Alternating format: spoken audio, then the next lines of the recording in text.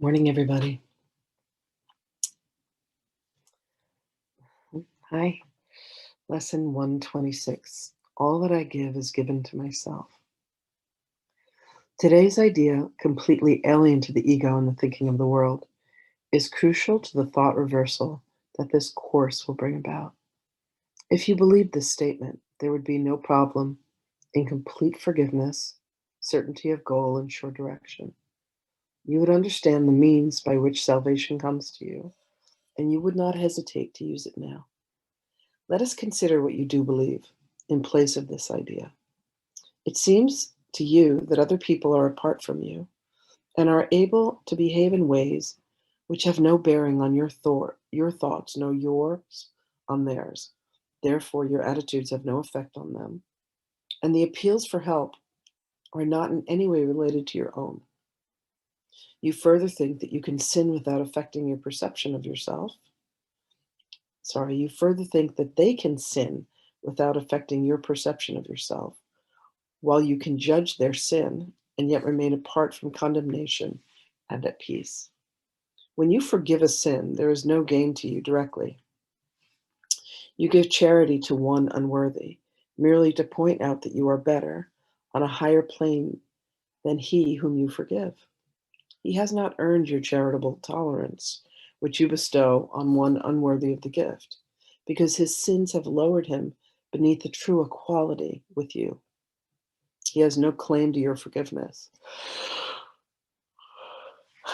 It holds out a gift to him, but hardly to yourself. Thus is forgiveness basically unsound, a charitable whim, benevolent and yet undeserved, a gift bestowed at other times withheld. Unmerited, withholding it is just, nor is it fair that you should suffer when it is withheld. The sin that you forgive is not your own. Someone apart from you committed it. And if you then are gracious unto him by giving him what he does not deserve, the gift is no more yours than was his sin. If this be true, forgiveness has no grounds on which to rest dependably and sure. It is an eccentricity in which you sometimes choose to give indulgently an undeserved reprieve. Yet it remains your right to let the sinner not escape the justified repayment for his sin. Think you the Lord of heaven would allow the world's salvation to depend on this?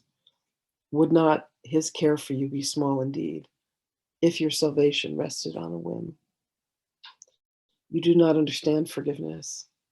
As you see it, it is but a check upon overt attack without requiring correction in your mind. It cannot give you peace as you perceive it. It is not a means for your release from what you see in someone other than yourself. It has no power to restore the unity with him to your awareness. It is not what God intended for you to be. Not having given him the gift he seeks of you, you cannot recognize his gifts and think he has not given them to you. Yet, would he ask you for a gift unless it was for you? Could he be satisfied with empty gestures and evaluate such petty gifts as worthy of his son? Salvation is a better gift than this, and true forgiveness, as the means by which it is attained, must heal the mind that gives. Forgiving is receiving. What remains as unreceived has not been given. But what has been given must have been received. Today we try to understand the truth that the giver and the receiver are the same.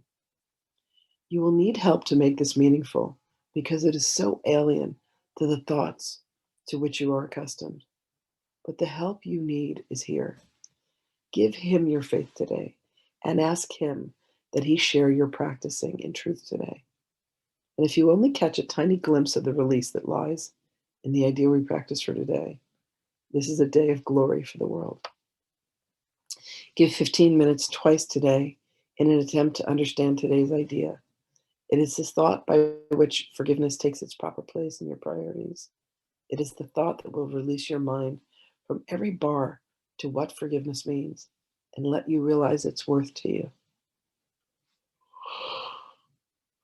Sorry, my cat had me up at 5:30 this morning, so I'm a little tired. been up ever since. In silence, your eyes close upon the world that does not understand forgiveness and seeks sanctuary in the quiet place where the thoughts are changed and false beliefs laid by. Repeat today's idea and ask for help in understanding what it really means. Be willing to be taught. Be glad to hear the voice of truth and healing that speaks to you, and you will understand the words he speaks and recognize he speaks your words to you. As often as you can, remind yourself you have a goal today, an aim which makes this day of special value to yourself and all of your brothers. Do not let your mind forget this goal for long, but tell yourself, all that I give is given to myself. The help I need to learn that this is true is in me now, and I will trust in him. Then spend a quiet moment opening your mind to his correction and his love. And what you hear of him, you will believe, for what he gives will be received by you. So lesson 126 is, all that I give is given to myself. I'm going to bring Magdalene through. Hear what she has to say. Okay.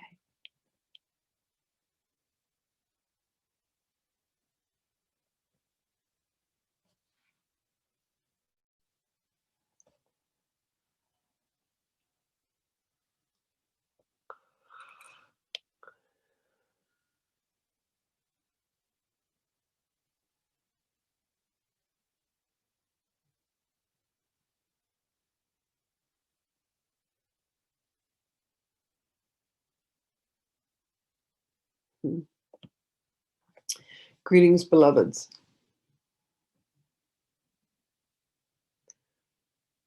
When you come to reconnect your heart, your mind, your soul to the Holy Spirit, you have granted yourself access to the kingdom. You have granted yourself access to the truth of the creation that you are.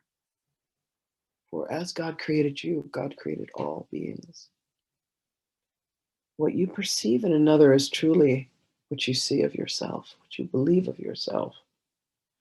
And as you grant forgiveness to another, true forgiveness, not the forgiveness that is doled out from the ego, but the giving of the heart to another aspect of your heart, you are truly giving back to yourself.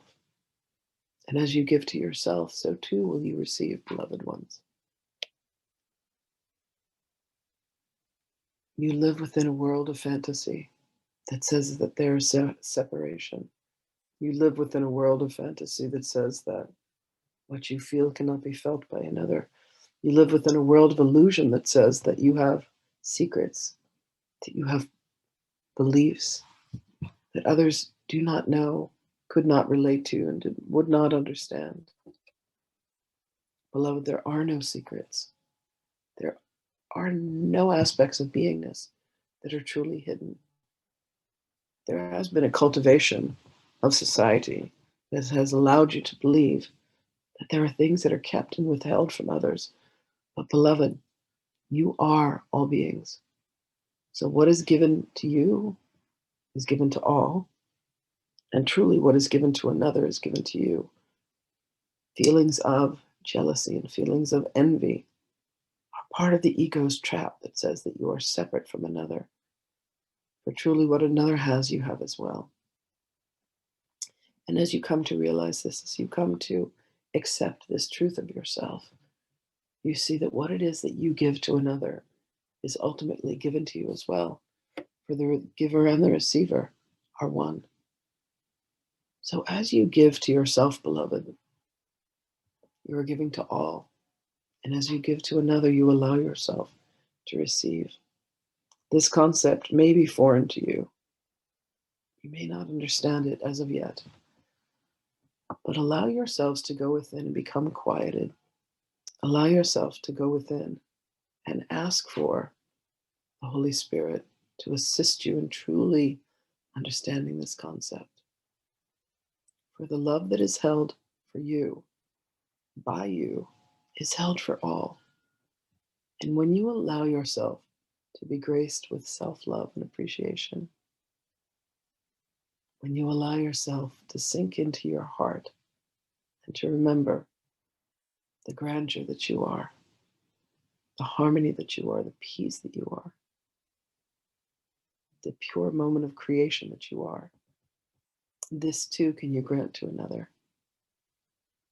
The righteousness, the fear, the judgment, let all of that loose, beloveds, for the truth of you is beauty and grace and kindness and helpfulness. Allow that to be what adorns you. Allow that to be the giving that you grant to another. Release any vestiges of grievances, anything that you harbor within your heart that is other than pure love, and allow yourself, beloveds, to come to the truth of you, which is as you are, so you manifest the world around you. If you can allow yourself to avoid the complaining and the criticism and the holding on to of feelings that bring you sadness, release instead to the Holy Spirit. Proclaim that you are not of the right mind and that you wish and that you desire to once again be connected to the Godhood, to your God and Goddess states. And the Holy Spirit dives in to assist you, to connect you once again to your heart, to love. When you pray for another beloved one, understand that you are praying for yourself. And when you pray for yourself, understand that that is felt by all. For there is one ultimate frequency, one ultimate vibration of which all are a part, and that is the vibration and the frequency of love. For that is where you were created from, what you were created as. It is where you come from and where you return to. You have been on a vacation, and it is now time to return home, beloveds. It is time to awaken and truly to understand that everything that you give is given to you. For you are all beings and all circumstances. Allow yourself to have this truth surface within you. When you spend your time in solitude, when you are granting these 15 minutes, come to peace, beloveds. Come to silence within and allow yourself to feel the love that God has for you, the love that we all have for you. Come to feel our connection, beloved ones. Come to feel God within, and then you will allow yourself to see God without, for they are one and the same. Blessings to you, beloveds. May you always find peace and have love in all that you do. May the kindness that fills your heart be expressed out to the universe, knowing that you are one with all that is. Blessings to you, beloveds. We will speak with you again.